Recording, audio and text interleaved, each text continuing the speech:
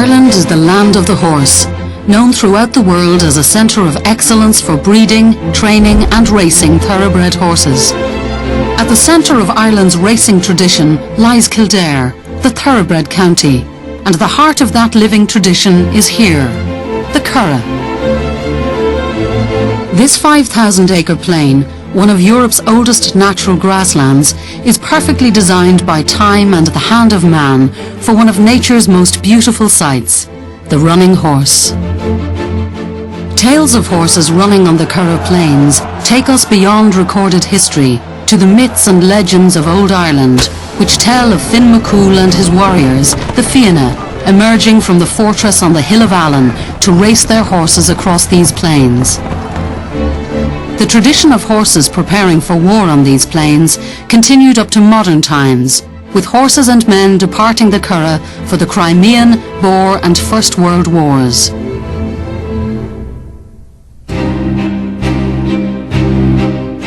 By the 17th century, Dublin came to the Curragh, not for war but for sport, as the gentry gathered on the plains for hunting with hounds and falcons, and above all, challenging each other to match races. The lodges they established on the Curragh form the basis of the great training centres we have today. By the late 18th century, the Turf Club was established in Kildare to formalise the rules of racing and to publish a calendar with details of the races run in Ireland and every sporting intelligence. Thomas Connolly, the father of the Turf Club, and Dennis Bowes Daly together vied for dominance of Irish racing for over 50 years.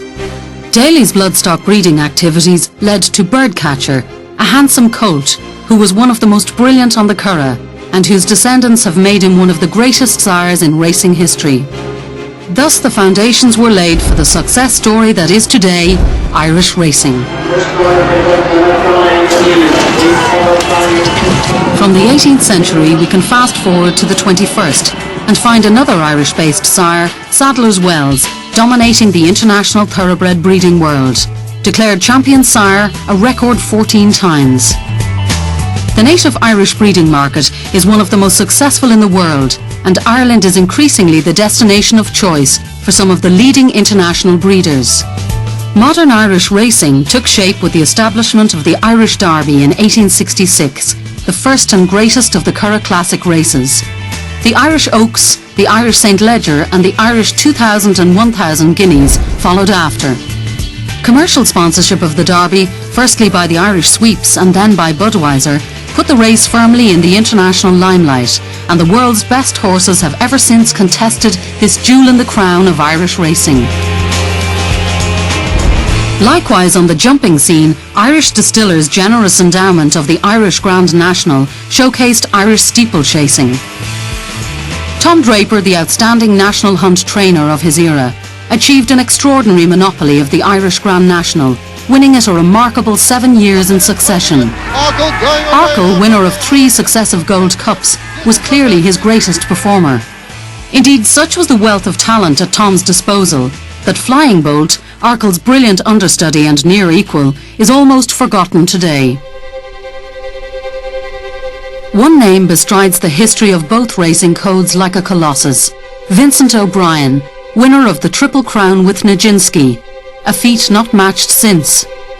In an exceptional career, O'Brien would claim 6 Epsom Derbies, 3 Arcs, 3 successive Aintree Grand Nationals, 3 Champion Hurdles and 4 Cheltenham Gold Cups. And Ireland's remarkable record in the Gold Cup continues to the present day.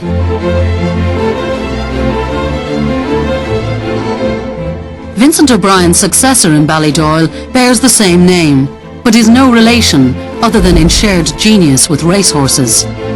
Aidan O'Brien has rewritten the records so often that any attempt to capture his achievements on the printed page would ensure the piece became outdated overnight. It would take an epic move to cover the famous wins of Irish flat and national hunt horses in the 20th and early 21st centuries. The story is still being written and new stars of the turf appear every year. The sport itself is changing rapidly, but one constant remains: the passion for racing among the Irish people, and our natural affinity for the horse, as breeders, trainers, jockeys, grooms, and in a myriad of other supporting roles.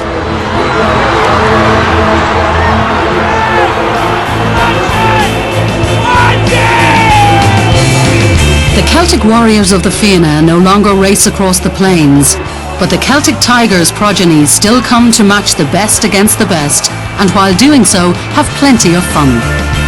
Irish racing festivals have become the major social and sporting occasions of Irish life in every season of the year. And maintaining a sporting tradition that spans the centuries, Irish jockeys, trainers and horses continue to win the world over.